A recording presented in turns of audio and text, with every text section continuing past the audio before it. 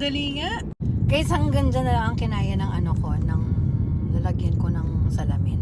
Hindi ko na siya ma-straighten up or mailayo ng konti para sana lumait ang aking napakalaking mukha.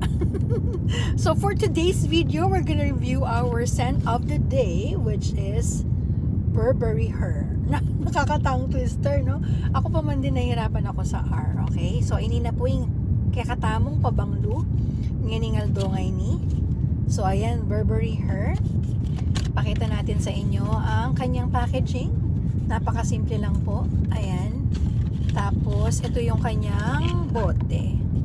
Para siyang lalagyan ng alak, 'di ba? Yung mga packet, yung mga packet, ang tawag doon? Yung alcohol dispenser. Whatever you call it. Ayan po siya. Napakasimple lang niya. So pink ang kulay na to, baby pink.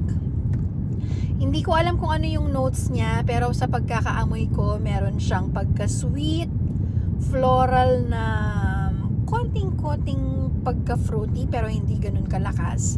And then, dun sa dry down niya, meron siyang pagka-powdery. So, very mild lang siya.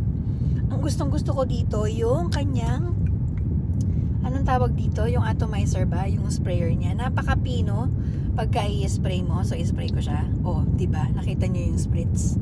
Napaka-pino niya, guys. Ng pagka-spray. So hindi siya ganun kagasta. Ayun, gastarol. Basta makanita ya. So okay, very mild lang. Para mong ang description ko dito, parang pretty in pink, ganun siya. Kasi actually kaya ako binili yung malaki niya, yung full bottle, dahil meron akong small bottle niya. Ayan o, napaka-cute. Kita nyo, empty na siya. Kasi, nasa work ako, ito yung dinadala ko. So, dalawa yan. Sa Sephora ko siya nakuha. Kung gusto nyo pareho i-try, so kuha kayo ng mga gift set nila. So, this is less than $50 po. So, dalawang pabango na ng Burberry. Itong Goddess, kung gusto nyo ng may pagka-vanilla. So, separate review natin yan. So, tingnan nyo, ito yung mini niya. Mini. So, parang nasa 5 ml to. Or 10 ml. Ingat na ingat ako. Super. Ginaganon-ganon ko siya. Nasa banyo ako. Ano mo yun? Tapos biglang natapon. Natapon lahat.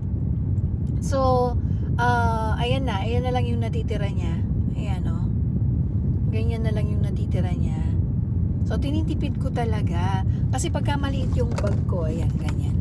So, ganito lang yung mga dala ko. Syempre, ang bigat nito, diba? Natapon siya.